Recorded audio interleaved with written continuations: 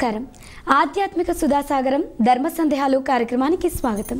ప్రతినిత్యం మీకు ఎన్నో సందేహాలు కలుగుతూ ఉంటాయి కదా, మరి వాటన్నిటిని నివృత్తి చేసే కార్యక్రమమే ఈ ధర్మ సందేహాలు కార్యక్రమం. ఈనాటి కార్యక్రమంలో మీ సందేహాలన్నీ నివృత్తి చేయడానికి మనతో పాటు ఉన్నారు ప్రముఖ ఆధ్యాత్మికవేత్త డాక్టర్ అనంత లక్ష్మమ్మ గారు. వారితో మాట్లాడి మరిన్ని విషయాలను తెలుసుకుందాం. నమస్కారం అమ్మగారు. నమస్తే అమ్మా. మన మొదటి ఉత్తరాన్ని ఇప్పుడు చూద్దాం. అనంత లక్ష్మమ్మ గారు, రాజేశ్వరి గారు కరీంనగర్ నుంచి రాస్తున్నారు. ఆలయానికి వెళ్ళిన ప్రతిసారి టెంకాయ కొట్టాలా? అంత అవసరం లేదమ్మా. ప్రతిరోజు ఆలయానికి వెళ్ళే సంప్రదాయం ఉన్నవాళ్ళు రోజు కొబ్బరికాయ కొట్టాల్సినటువంటి అవసరం ఏముంది? కొబ్బరికాయ కొట్టడం అన్నది తనలో ఉన్నటువంటి అహంకారాన్ని భగవంతుడి ముందు బద్దలు కొట్టడానికి సంకేతంగా చెప్తూ ఉంటారు. మనకున్న పళ్ళన్నింటిలోనూ కూడా గట్టి పెంకు కలిగినటువంటిది కొబ్బరి. పైగా ఆరోగ్యానికి చాలా మంచిది, ఎంతో విలువైనటువంటి పోషక విలువలు కలిగినది. అదంతా పక్కన పెట్టినట్టయితే అది దేవుడి ముందు ఎందుకు కొట్టాలి అంటే, ఆ పెంకు పగిలితే లోపల ఉన్నటువంటి కమ్మని నీరు అలాగే ఆ కొబ్బరి మనకి అందుతాయి. ఆ విధంగా అహంకారాన్ని ఆయన దగ్గర కొట్టడానికి సంకేతంగా కొబ్బరికాయ కొట్టడం అన్నది ఒక అలవాటుగా వచ్చింది. పైగా దీనికి శ్రీఫలం అనేటటువంటి పూర్ణఫలం అనేటటువంటి పేర్లు కూడా ఉన్నాయి. అంటే పరిపూర్ణమైనటువంటి ఆ పోషక విలువలు కలిగింది అనేటటువంటి అర్థంతో అందుకని కొట్టి ప్రసాదంగా తింటారు.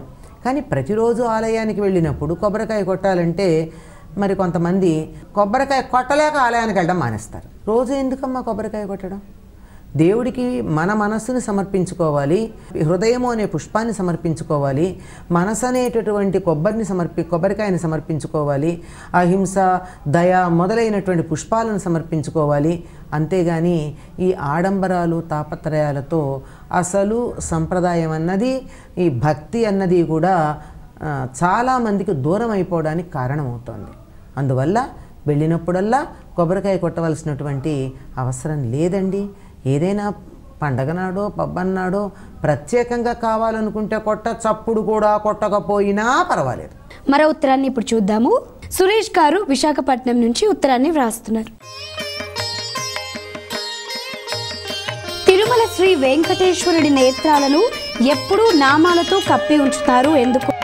నేత్ర దర్శనం గురు శుక్రవారాలు మాత్రమే ఉంటుందమ్మా, ఆ తర్వాత ఉండదు. ఎందుకు అంటే ఆయన ఒకానొక సందర్భంలో ఇంకా ఇక్కడ జరుగుతున్నటువంటి వాటిని చూడడం నాకు ఇష్టం లేదు అని చెప్పి కన్నులు మూసుకున్నాడని, ఆ మూసుకున్న కారణంగా అది అందరికీ కనపడకుండా ఉండడానికి ఆ పైన ఆ పచ్చకర్పూరంతో పెట్టేటటువంటి నామంలో తెల్లని భాగం ఉంది, దాంతో అలంకరిస్తూ ఉంటారని చెప్తూ ఉంటారు.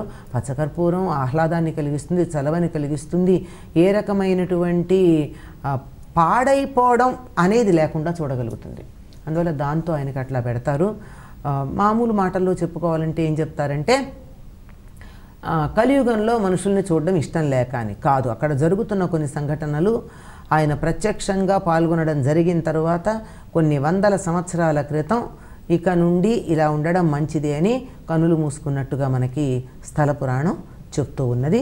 అయితే ఆయనకి అభిషేకం చేసేటప్పుడు ఒలుపు ఉత్సవం, సడలింపు ఉత్సవం అని చేస్తారు. ఉన్నటువంటి ఆభరణాలన్నీ తీసి ఆయనకి ఒళ్ళు తేలికగా అయిన తర్వాత మర్నాడు అభిషేకం చేయడానికి, ఆ సమయంలోనూ మనం ఆయన కళ్ళని నామాలతో మూసుకొని ఉన్నటువంటి కళ్ళని తెరుచుకున్నట్టుగా చూసేటటువంటి అవకాశం ఉంటుందమ్మా. అసలు నిజం చెప్పాలంటే వెంకటేశ్వరుడి అందం చూడాలంటే ఆయనకు అలంకారాలు లేనప్పుడే చూడాలి. ఎంత అందంగా ఉంటాడో చెప్పలేం. అన్ని నగలు పెట్టి అన్ని వస్త్రాలు ధరించి ఏమిటో ఇంత లావుగా ఆయన్ని అలంకారాలు చేసి చూపిస్తారు. ఎంత అందంగా ఉంటాడంటే అసలు చెప్పలేనంత అందంగా ఉంటాడు. అప్పుడు మాత్రమే ఆయన కన్నులు చూసేటటువంటి అదృష్టం మనకు లభిస్తుంది. మరో ఉత్తరాన్ని చూద్దాము. శంకర్ గారు నిజామాబాద్ నుంచి వ్రాస్తున్నారు.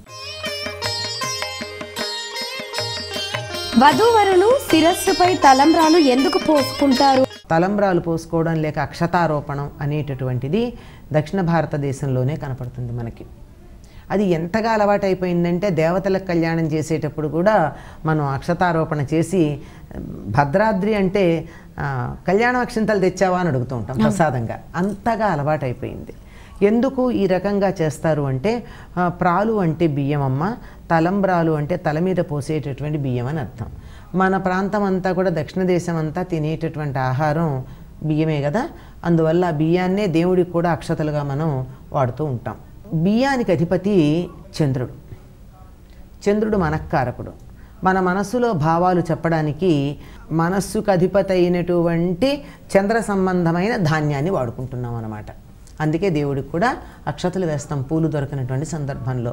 ఇక్కడ కూడా కళ్యాణంలో వధూవరులు ఒకరికొకరు తమ మనస్సులో ఉన్నటువంటి భావాలు ఈ తలంబ్రాల రూపంలో తెలియచెప్పుకుంటున్నారు. అంటే నా మనసులో ఆలోచన ఉంది అని చెప్పి ఆవిడ తన తలపులని, దీన్ని ఒక కవి చమత్కారంగా చెప్తాడు, తలపుల ప్రాలు అని. తలపులు అంటే ఆలోచనలు, ఊహలు, భావాలు. ఆ భావాలు అనేటటువంటి వాటిని బియ్యంగా అక్షతలుగా చేసి వధూవరులు ఒకరి తల మీద ఒకరు పోసుకుంటున్నట్టుగా చమత్కారంగా చెప్పడం ఉంది. కానీ నిజానికి తలపులు తమ భావనలు తెలియచెప్పుకోవడమే. ఆ చెప్పేటప్పుడే వీళ్ళ అభిప్రాయాలు చెప్పుకుంటారండి. తలంబ్రాలు పోసేటప్పుడు చెప్పేటటువంటి మంత్రాలు మనకి చాలా ఆశ్చర్యం కలిగిస్తాయి.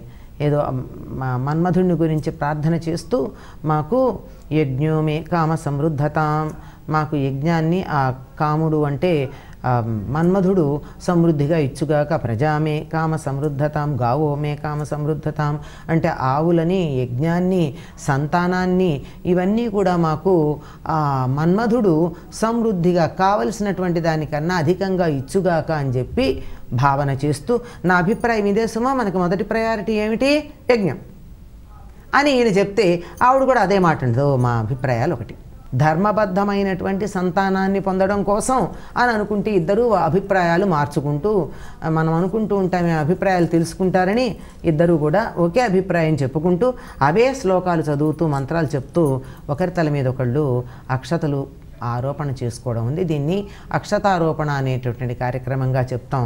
కళ్యాణం అంతా మొదటి నుంచి చివరి దాకా చూసినా చూడకపోయినా, పెళ్ళికి వెడుతూనే భోజనాల దగ్గరికి పరిగెత్తుకుంటూ వెళ్ళినా తలంబ్రాలు పోసే సమయానికి మాత్రం అందరూ అక్కడ చేరతారు. అది చాలా అందమైనటువంటి వేడుక. దక్షిణ దేశంలో ముఖ్యంగా తెలుగు వాళ్ళ పెళ్ళిళ్ళల్లో కనపడేటటువంటిది. అన్ని రకాలైనటువంటి సంబరాలు, సరదాలు, వేడుకలు, హాస్యాలు అన్నీ కూడా ఈ సందర్భంలోనే అందరూ సందడిగా ప్రకటించారు. మరో ఉత్తరాన్ని చూద్దామండి.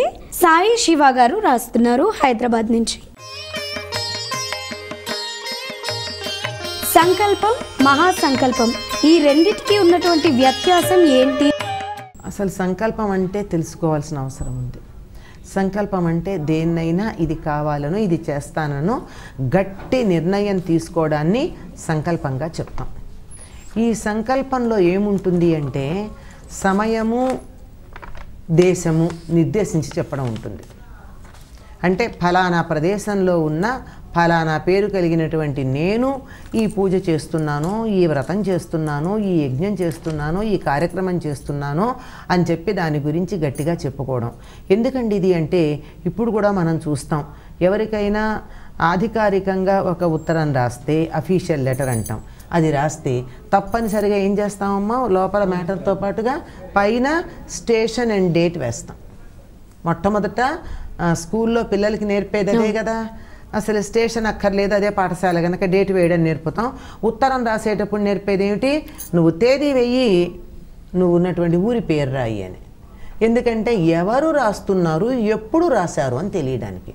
మనం పూజ చేసేటప్పుడు కూడా ఈ అఖిలాండ కోటి బ్రహ్మాండ నాయకుడైనటువంటి లేక నాయిక అయినటువంటి ఆ దైవాన్ని మనం పూజ చేస్తూ మనకున్నటువంటి మనోభావాలు ప్రకటించుకుంటూ నా కోరికలన్నీ చెప్పుకుంటూ, ఏం కోరికలు చెప్పాలో కూడా మనకి సరిగ్గా తెలియదు, పిచ్చి పిచ్చి కోరికలు కోరుకుని జీవితాన్ని నాశనం చేసుకుంటామని చెప్పి ఏం కోరికలు కోరుకోవాలో కూడా ఆదిశంకర్లు మనకి పూజా విధానంలో చెప్పారు. ఏమిటి, ధర్మార్థ కామ మోక్ష చతుర్విధ ఫల పురుషార్థ సిద్ధ్యర్థం. నేను ధర్మ మార్గంలో ఉంటూ ధర్మ మార్గంలో డబ్బు సంపాదించి ధర్మంగా సంపాదించినటువంటి డబ్బుతోనే కోరికలు తీర్చుకుంటూ తద్వారా మోక్షాన్ని పొందాలి అనేటటువంటి ఒకానొక సంకల్పంతో నేను నీకు పూజ చేస్తున్నాను అని. అంటే మన సంప్రదాయంలో ఎప్పుడూ కూడా సుఖపడద్దు, డబ్బు సంపాదించద్దు, ఆనందంగా ఉండద్దు, భోగాలు అనుభవించద్దు అని చెప్పలేదండి. అన్నీ అనుభవించవచ్చు, కానీ ధర్మంగా. ధర్మాన్ని మాత్రం వదిలిపెట్టకూడదు. ధనం సంపాదించు, ధర్మంగా సంపాదించు. చక్కగా దాంతో కోరికలు తీర్చుకుని సుఖపడు. ధర్మబద్ధంగా సంపాదించిన ధనంతో ధర్మబద్ధమైన కోరికలు తీర్చుకో. కోరికల్లో కూడా అధర్మమైనవి ఉంటాయి కదా, అవి కాకుండా అట్లా తీసుకుంటే ఇంకా మోక్షం అదే తేలిగ్గా లభ్యమవుతుంది. అటువంటి సంకల్పం అంటే అలాంటి నిర్ణయం తీసుకుని ఇది కావాలని గట్టిగా మనస్సులో అనుకుని ఈ కోరిక తీరాలంటే నేనెవరో ఎక్కడి నుంచి నివేదన చెప్పుకుంటున్నాను అంటే అప్లికేషన్ పెట్టుకుంటున్నానో తెలియడం కోసం స్టేషన్ డేట్ చెప్పుకుంటాం.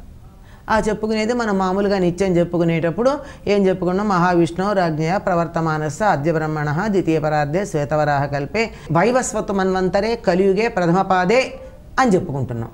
అంటే ప్రస్తుతం ఉన్నటువంటి బ్రహ్మగారు, పగటిపూట ఉన్నటువంటి రెండో భాగం, అందులో ఉన్నటువంటి వైవస్వతమను పరిపాలిస్తున్నటువంటి కలియుగంలో విళంబి అనబడేటటువంటి పేరున్న ఇప్పుడు అదే కదా సంవత్సరంలో, ఇంకా తర్వాత చెప్పుకుంటాం అన్నమాట. ఇక ఋతువు, మాసము, తిథి ఇవన్నీ చెప్పుకుంటాం. అంటే బాగా సంవత్సరం, నెల, తేదీ చెప్పడం కాకుండా ఇంకా కొంచెం అది ఏ యుగమో అవన్నీ చెప్పాం. అలాగే దేశాన్ని గురించి చెప్పుకుంటూ జంబూద్వీపే భరతవర్షే భరతఖండే మేరోహ దక్షిణ దిగ్భాగే శ్రీశైలస్య వాయవ్య ప్రదేశే కృష్ణా గోదావరియోర్ మధ్యదేశే అని చెప్పుకుంటాం. అంటే ఈ బ్రహ్మాండం ఏదైతే ఉందో ఈ బ్రహ్మాండంలో కూడా జంబూద్వీపం అంటే భూమి నేరేడు పండు రంగులో ఉంటుందిట. ఈ మధ్య అంటే చాలా కాలమే అయిందనుకోండి. ఇది మన జంబూద్వీపం అని చెప్పింది కోట్ల సంవత్సరాల ముందైతే, కొన్ని దశాబ్దాల ముందు అంతరిక్షంలోకి వెళ్ళి పరిశీలించినటువంటి వాళ్ళు చెప్పింది ఏమిటంటే మన భూమండలం నల్లని కాంతితో నేరేడు పండులాగా ఉంటుందన్నారు. అంటే మన వాళ్ళు ఎంత బాగా చెప్పారో చూడండి. జంబూద్వీపం అంటే నేరేడు పండులాగా ఉండేటటువంటి ఈ భూగోళం ఏదైతే ఉందో ఇందులో భారతవర్షే భరతఖండే, వర్షము అంటే దేశమని కాదు, చాలా ఇలావృత వర్షము 7 వర్షాలు ఉన్నాయని చెప్తారు. ఆ వర్షాల్లో భారత అనే పేరున్నటువంటి వర్షంలో, భరత అనే పేరున్నటువంటి ఖండంలో, మళ్ళీ అది ఎక్కడ మేరు పర్వతానికి దిగువ భాగంలో, శ్రీశైల పర్వతానికి ఉత్తర భాగంలో, కృష్ణ గోదావరి మధ్య. ఎందుకంటే పేర్లు పెడితే ఏ రోజున మారతాయో.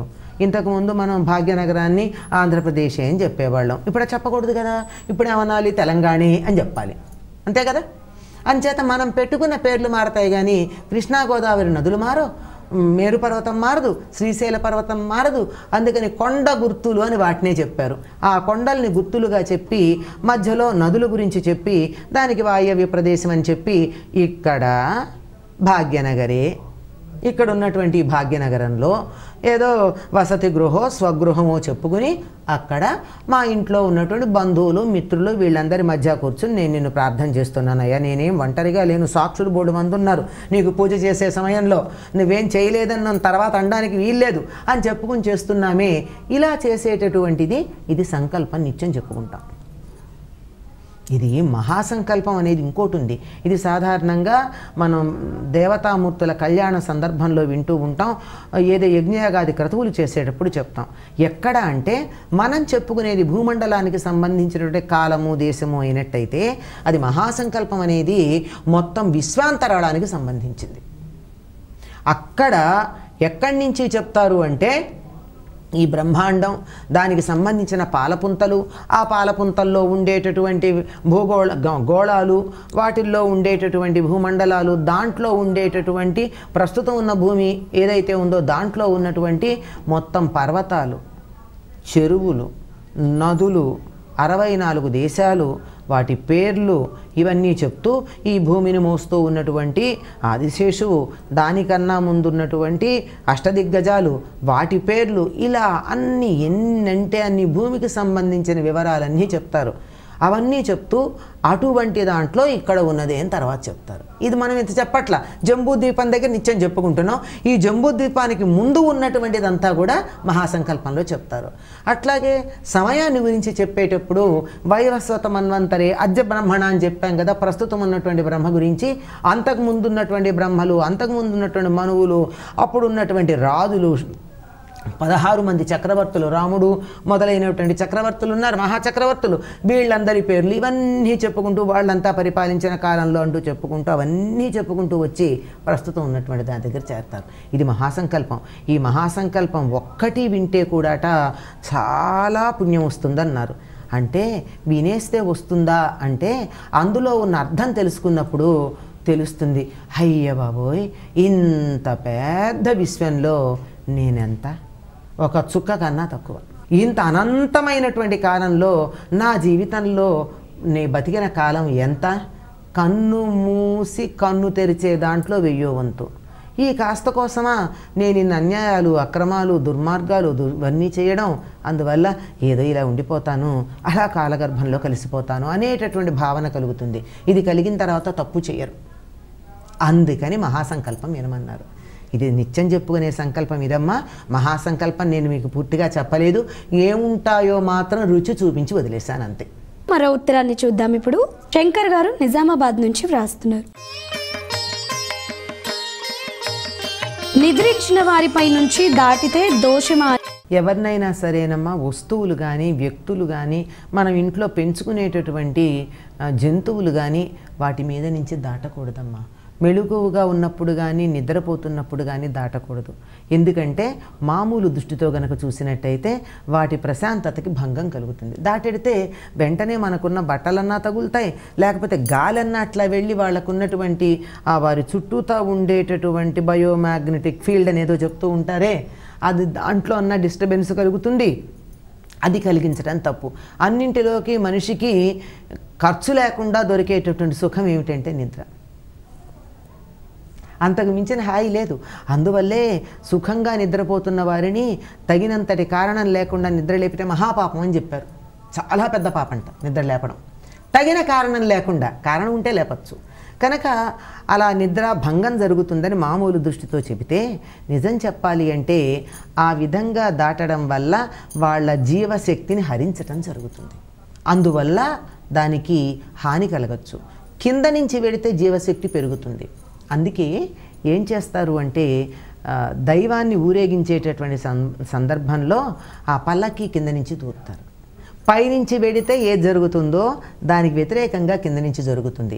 నిజంగా జరుగుతుందా అంటే జరుగుతుంది అని మొగలాయి చక్రవర్తుల జీవితం చూస్తే మనకు తెలుస్తుంది. మొగలాయి చక్రవర్తి బాబరు తన కుమారుడైనటువంటి హుమాయూను చాలా అనారోగ్యానికి లోనైనప్పుడు తన ఆయుర్దాయం ఆయనకిచ్చి కొడుకు బతకాలి అని చెప్పి ఆయన పడుకున్న మంచం కింద నుంచి ఇటు నుంచి అటు 3 సార్లు వెళ్ళాడని, ఆ కారణంగా హుమాయూన్ బతికి బాబరు చనిపోయాడని చరిత్రకారులు చెప్తూ ఉంటారు. అంటే ఆ కింద నుంచి వెడితే వారికి మేలు కలుగుతుంది, పైనుంచి వెళ్ళినట్టయితే హాని కలుగుతుంది. అందువల్ల ఎప్పుడూ కూడా నిద్రపోతున్నటువంటి వాళ్ళే కాదు, మేలుకునున్నా సరే ఒకళ్ళ మీద నుంచి వెళ్ళకూడదు. ఆఖరికి ఇంట్లో చెప్తారు, ఎవరైనా కాళ్ళు జాపుకుని కూర్చుంటే కాళ్ళు దాటద్దు అని చెప్తారు. ఎవరిని కూడా అలా పైనుంచి అధిగమించి గంతు వేసి వెళ్ళకూడదండి. అలాగే అమ్మ, మీ విలువైన సమయాన్ని మా కోసం కేటాయించి ప్రేక్షకుల సందేహాలన్నింటినీ నివృత్తి చేసినందుకు ధన్యవాదాలు. ధన్యవాదాలు.